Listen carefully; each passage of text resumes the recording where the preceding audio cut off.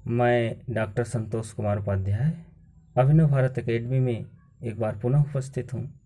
अंतर्राष्ट्रीय संगठन के प्रश्न पत्र का अध्ययन किया जा रहा है, जिसमें राष्ट्र संघ के कार्यों एवं गतिविधियों का अध्ययन किया जा रहा है। इसमें राष्ट्र संघ के कार्य में प्रशासनिक कार्य की चर्चा हो चुकी है।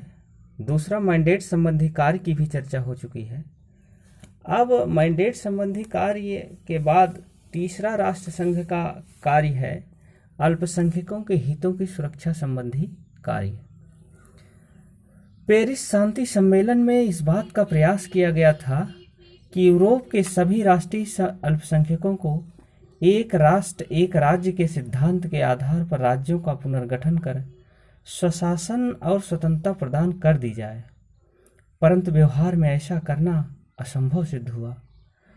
सभी संभव प्रयत्नों के बावजूद यूरोप में लगभग 1,70,00,000 राष्ट्रीय अल्पसंख्यक रह गए।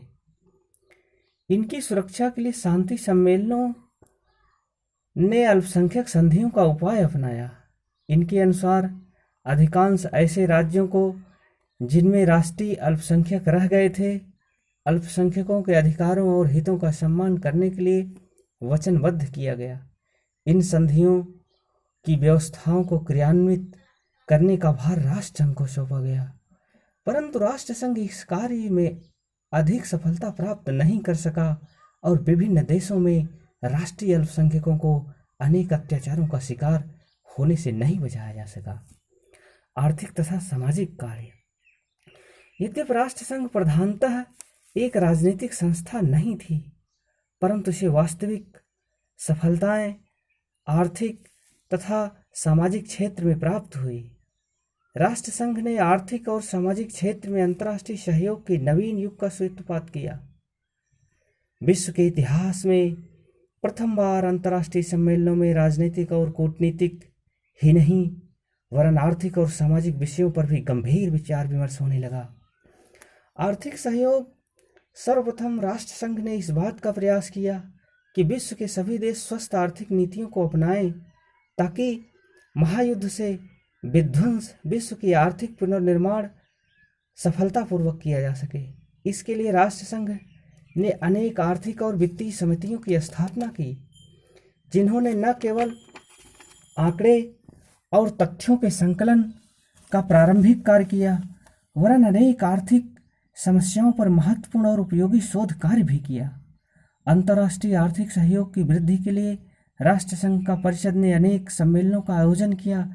इनमें से सन 1920 का ब्रुसेल्स अंतर्राष्ट्रीय आर्थिक सम्मेलन, अक्टूबर 1923 का अंतर्राष्ट्रीय बहिर्शुल्क सम्मेलन, सन 1927 का जेनेवा विश्व आर्थिक सम्मेलन तथा सन 1932-33 का विश्व अर्थ सम्मेलन प्रमुख थे। इन सम्मेलनों में चुंगी, कच्चे मालों की पहुंच, आयात कर नियमावली, आर्थिक पुनर्निर्माण तथा आर्थिक संकट 8 विषयों पर विचार विनिमय किया गया। इन सम्मेलनों के परिणाम स्वरूप प्रोफेसर लियोनार्ड के शब्दों में केवल 2 दशाब्दियों के अंदर ही सरकारों ने तुलनात्मक एकांत से अपनी सामान्य आर्थिक और राजस्व संबंधी समस्याओं पर अंतर्राष्ट्रीय संगठन के द्वारा गंभीर सहकारिता की ओर कदम रखा। परंतु इस प्रगति के बावजूद राष्ट्र संघ आर्थिक राष्ट्रीयता की भावना को नियंत्रण में नहीं रख सका। सन 1930 में विश्व को एक गंभीर आर्थिक संकट का सामना करना पड़ा। इस संकट काल में लगभग सभी देशों ने राष्ट्रीय आर्थिक हितों की रक्षा के लिए अनेक संकुचित नीतियां अपनाई। इससे राष्ट्र संघ की गतिविधियां प्रभावहीन हो गई और आर्थिक अंतर्राष्ट्रीयतावाद की दीवारें लड़खड़ा कर गिर गई। वित्तीय सहायता। राष्ट्र संघ ने अनेक देशों को आर्थिक संकटों का सामना करना अथवा पुनर्निर्माण के लिए बहुमूल्य वित्तीय सहायता प्रदान की। सन 1923 में राष्ट्र संघ ने ऑस्ट्रिया को आर्थिक पुनर्निर्माण के लिए एक अंतर्राष्ट्रीय ऋण के उगाहने में सहायता दी तथा उसकी देखरेख के लिए एक वित्तीय आयुक्त फाइनेंशियल कमिश्नर की नियुक्ति की। जून 1926 तक आर्थिक पुनर्निर्माण का कार्य पूरा हो गया और राष्ट्र संघ ने अपने आयुक्त को हटा लिया। सन 1931-32 तथा 1933 में राष्ट्र संघ ने पुनः ऑस्ट्रिया की सहायता की। राष्ट्र संघ ने मार्च 1924 के 2 समझौते के अनुसार हंगरी को इस प्रकार की सहायता दी। राष्ट्रसंघ द्वारा नियुक्त आयुक्त जर्मिया स्मिथ की देखरेख में 2 वर्षों के अंदर ही हंगरी की अर्थव्यवस्था सुदृढ़ हो गई और जून 1926 में राष्ट्रसंघ ने अपने आयुक्त को हटा लिया। सितंबर 1931 में हंगरी सरकार की प्रार्थना पर राष्ट्रसंघ ने पुनः हंगरी की अर्थव्यवस्था की जांच की। इस प्रकार राष्ट्रसंघ ने 1924, 1928, 1932 तथा 1933 में यूनान को तथा सन 1926 तथा 1928 में बुल्गारिया को अनेक प्रकार की आर्थिक और वित्तीय सहायता दी।